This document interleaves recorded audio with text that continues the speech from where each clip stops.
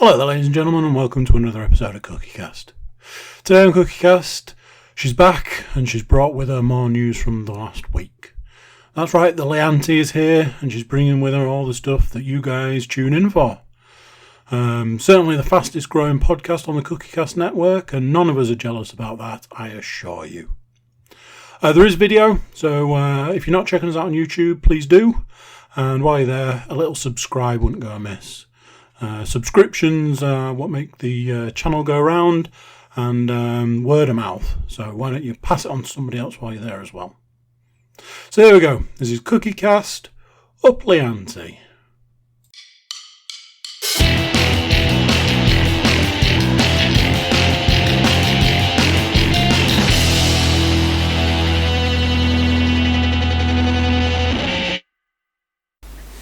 Hello, podcast people. How are we all on this fine evening? Right. Sounded a go, videos ago.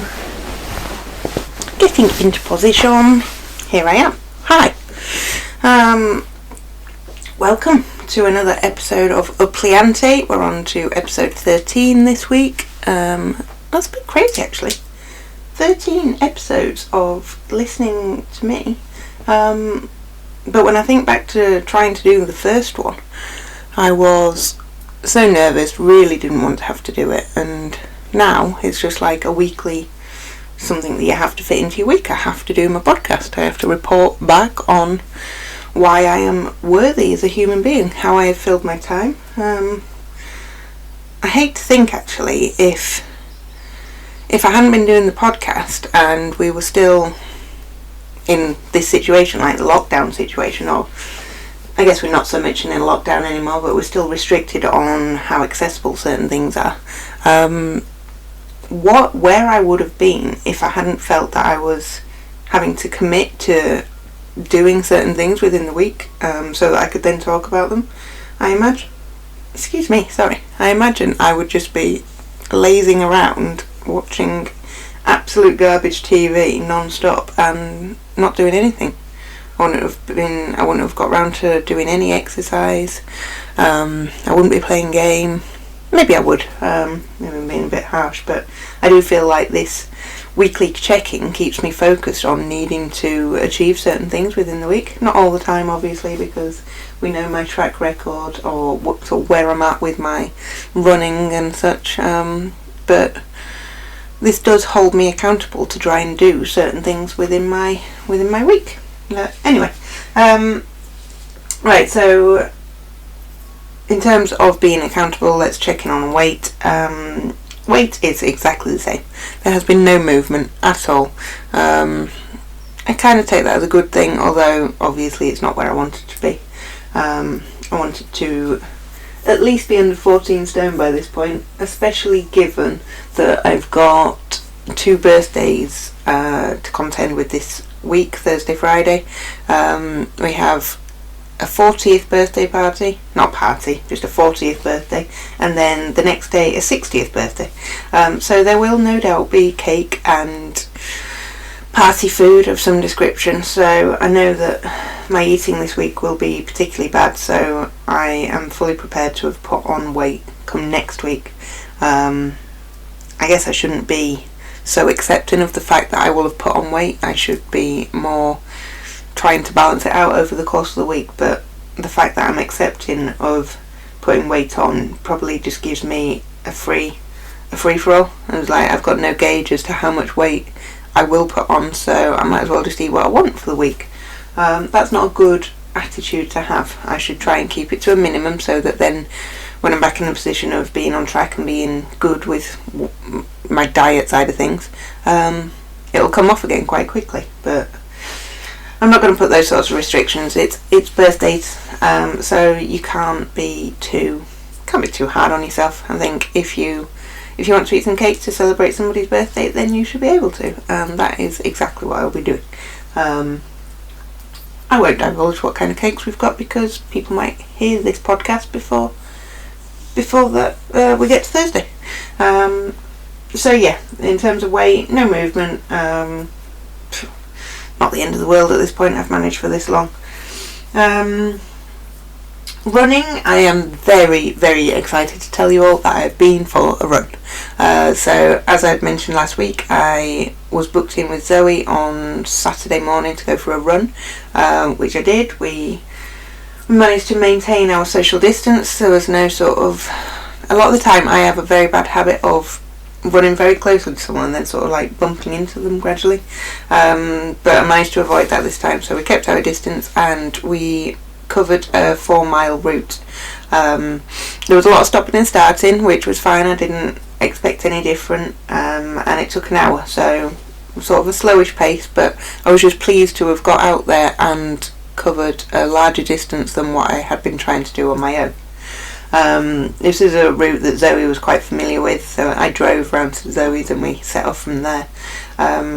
This is a route she's done quite a lot apparently over the sort of lockdown period, and it took us through town, which is probably one of the first times I've been back in town, if not the first time in 3 months.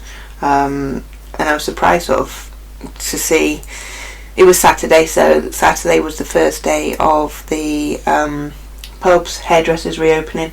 So I was surprised to see how much life there was, but I guess it makes sense because things were starting to reopen. Number of hairdressers that had passed on Saturday morning that sort of, I mean, we went running at 8 o'clock and we were passing hairdressers that had 2 people sat in their seats sort of being seen to straight away. We passed another one that must have had sort of 10 to 12 men and boys stood in a queue. I assume it was a barber's. They were sort of waiting outside, and given the need for them to stand 2 metres apart, it just makes these queues look ridiculously long. But yeah, there's a lot of life in the city centre. I was quite surprised.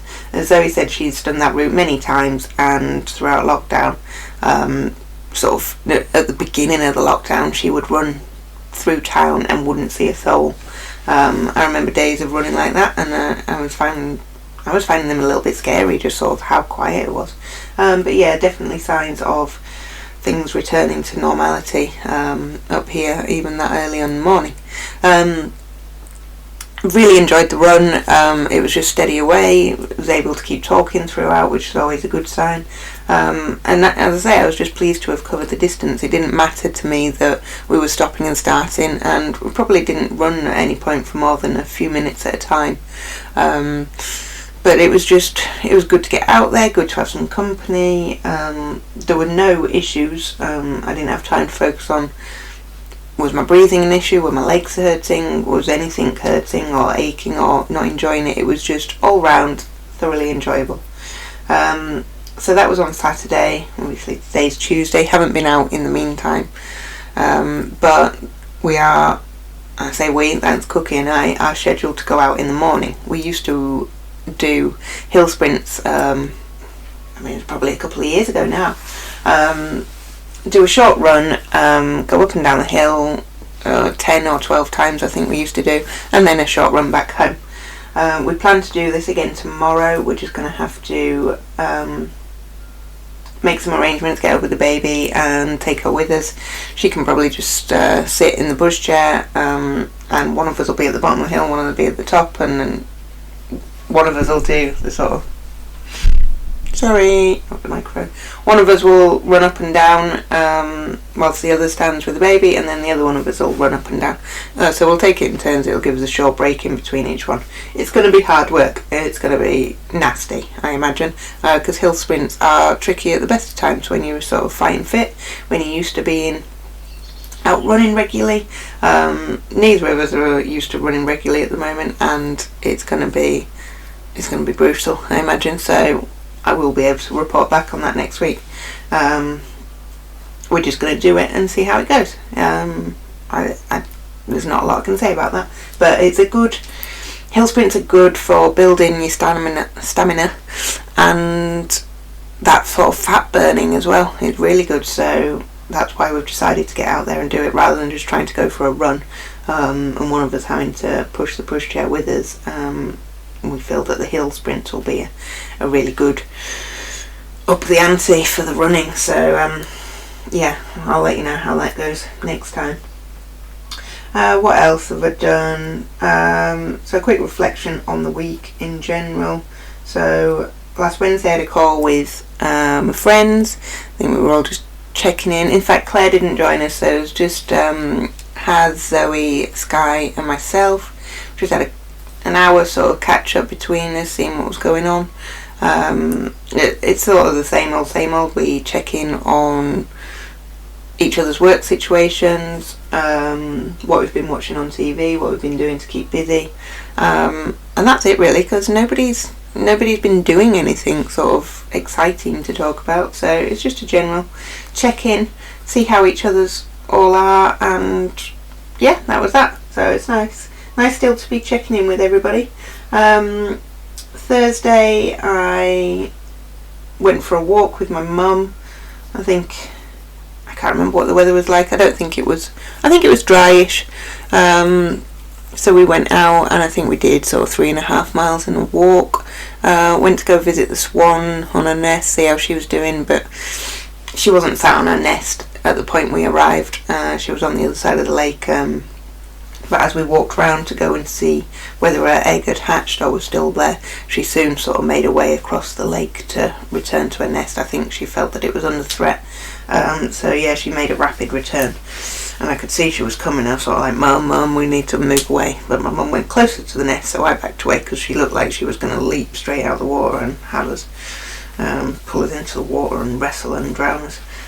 She didn't. I think she just was keeping an eye and making sure that nobody was going to interfere with her nest or an egg. But it really isn't promising for that little egg now, unfortunately.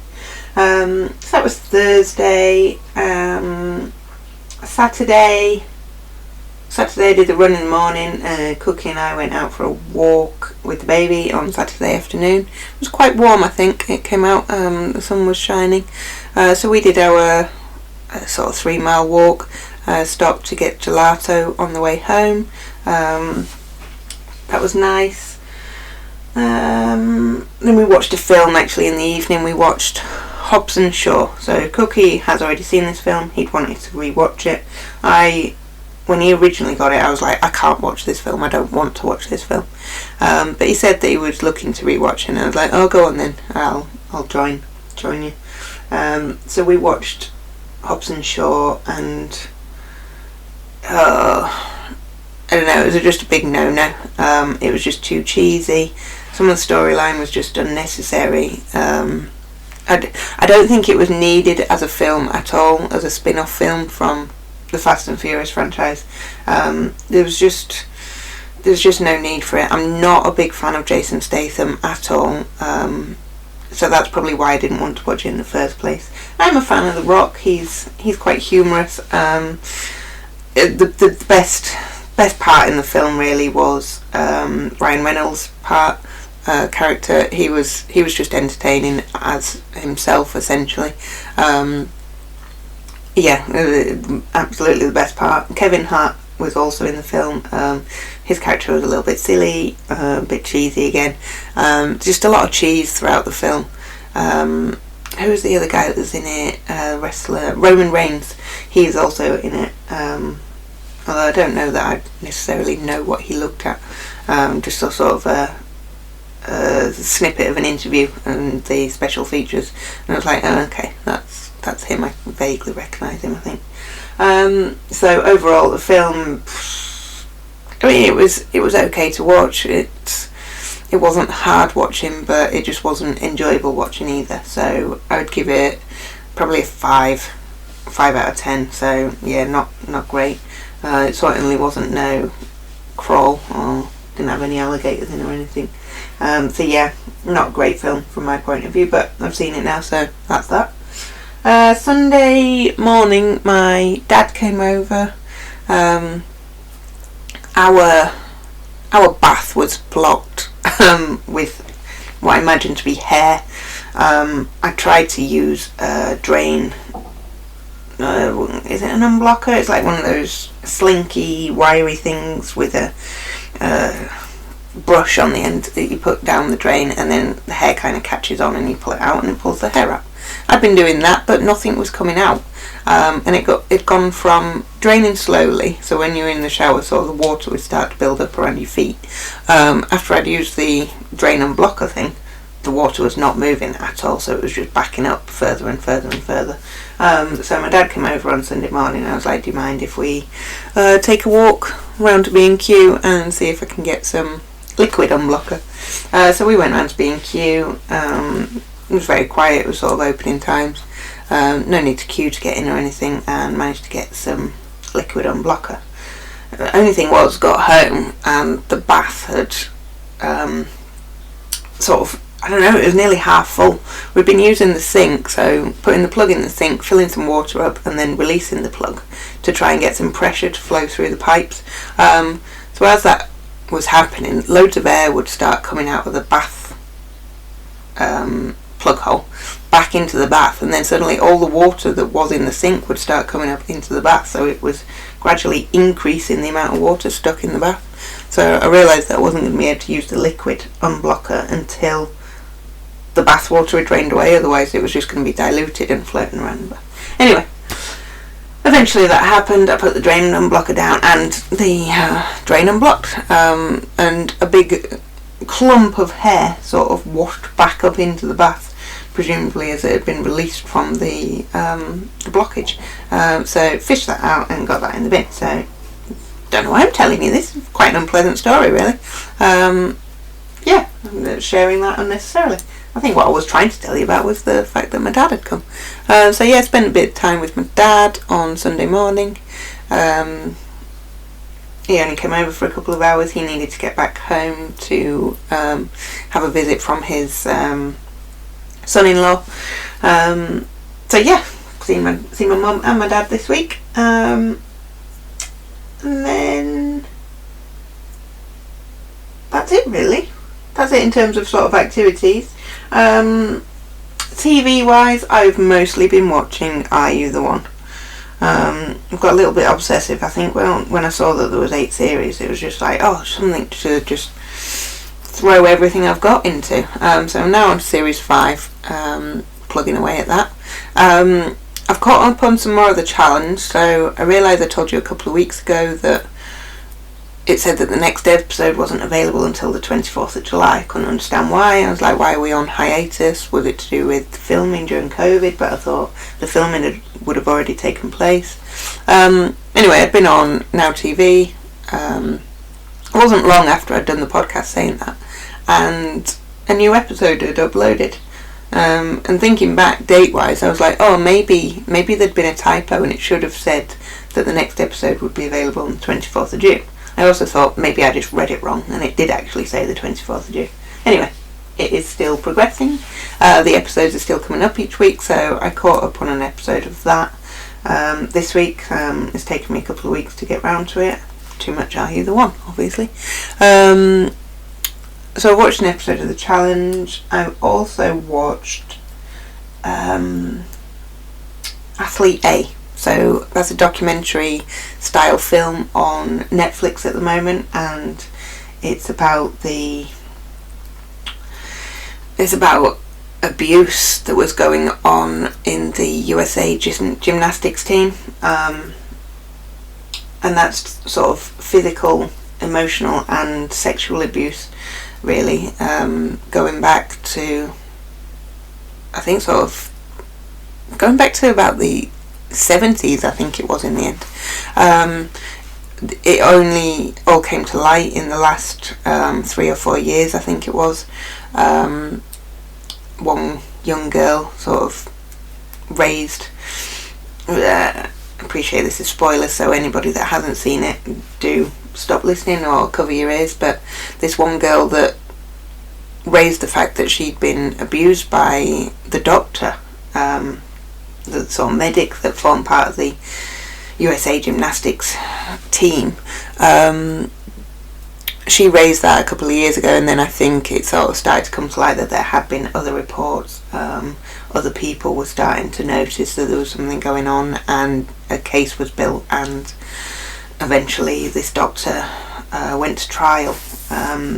Now, I think what was particularly sad about this, and this dated back through all the girls sort of that have been going through this abuse, was that they were so beaten down and pushed to their limits physically by the actual training staff, that the only person that they felt was being nice to them and would sneak them food and would sort of lay off them a little bit, not be shouting at them and whatever, was this doctor who was then sexually assaulting them. And a lot of the time they didn't even realise that what was happening to them wasn't part of a medical procedure that they actually needed to, sort of a lot of the time it was badged as rehabilitation to help if they had an injury, and they didn't realise that it wasn't normal to have to go through what they were going through.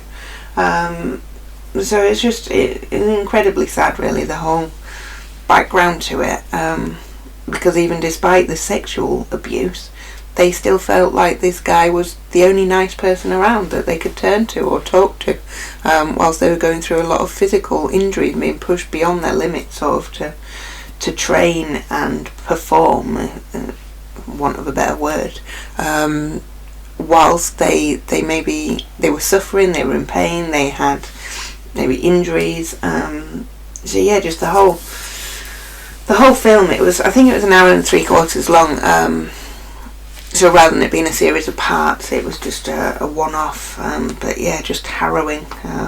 It's just, I don't know, there's so much going on, sort of documentary style, film style at the moment, that it's just, sexual abuse has just been, it's everywhere. You just can't escape it, it seems now.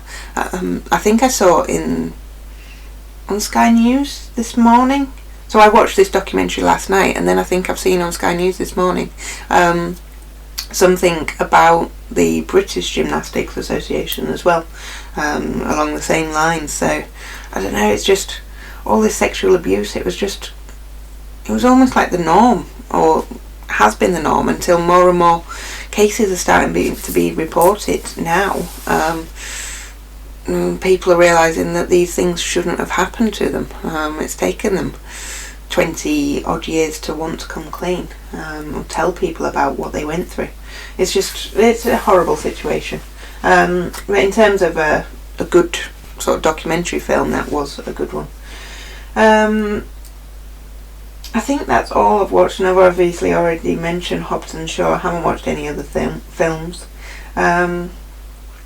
The only other thing I've been sort of investing quite a lot of time into, actually, is Zelda Breath of the Wild.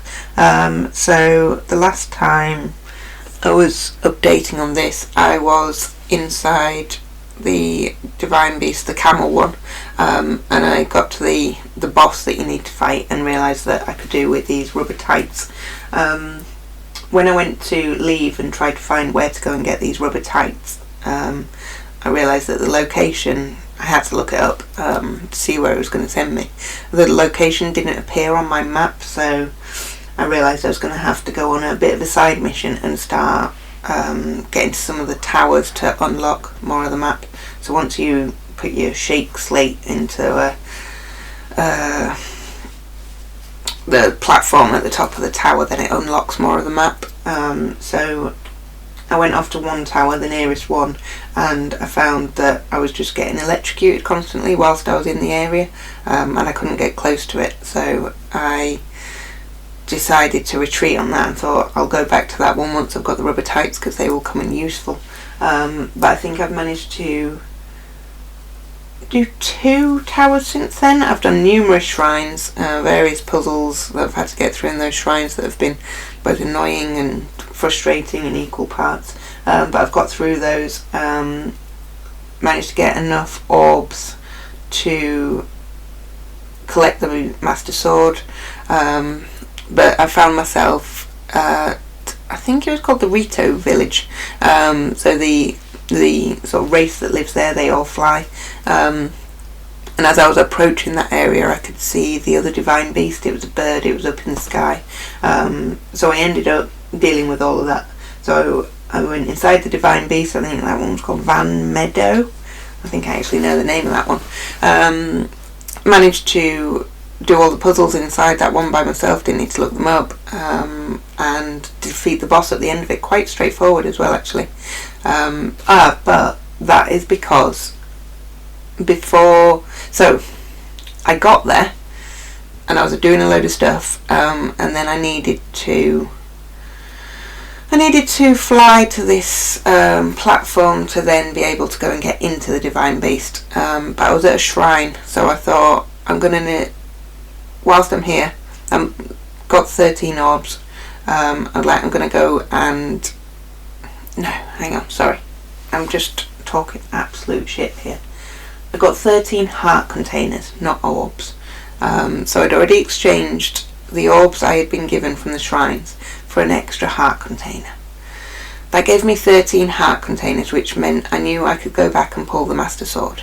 That is what I then did whilst I was at this shrine before I went into the Divine Beast. I used the shrine, because you do quick travel from the shrines, to go back to the, I think it's called the Lost Forest or something in Hyrule. So I went back there, pulled out the Master Sword, because you need 13 heart containers to be able to do that.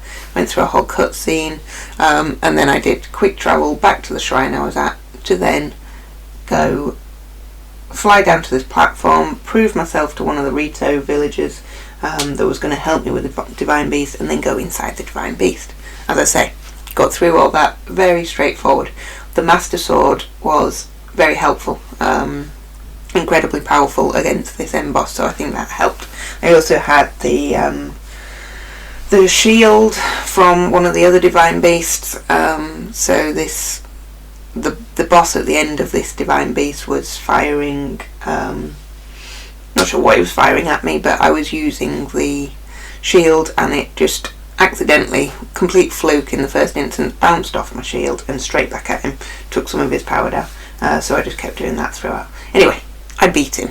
I think I then got another heart container, so I'm probably up to 14 heart containers now, and now I'm just jumping about from shrine to shrine into dark areas of the map, so areas that I know I haven't found the towers for, and then I'm going from the nearest shrine to try and light up the tower to unlock the map so that I can find these rubber tights and go back to the camel beast. I don't know what happens after that. I don't know if at that point I'm able to get into the Hyrule Castle to go and try and find Zelda, or what. I guess I'll find out once I do get through there. So I've invested a lot of my time into Zelda over the last week. I've been playing almost every evening. So that's basically it really on everything I've done this week. Just checking over the list whilst I'm talking. Apologies for not looking forward. Make sure I've not missed anything. Yeah, I've gone through it all. There was something I was going to mention. I can't remember what it is now. Do I do that every week? I always think, I was going to say something, but I can't remember. No, it's gone. Right, so that's it for the week. I will recap next week on all these things: running, films, TV. As I say, running in the morning, running again on Saturday, that's already booked in. I have to run off some of the cake from Thursday and Friday. I think that's it in terms of what I've got booked in. I've got a walk booked in with my baby friends next Tuesday. And that's about it. I think the baby's just woken up. Anyway, good point to go. So I'll say cheerio. Thanks for tuning in and speak to you all again soon. Bye bye.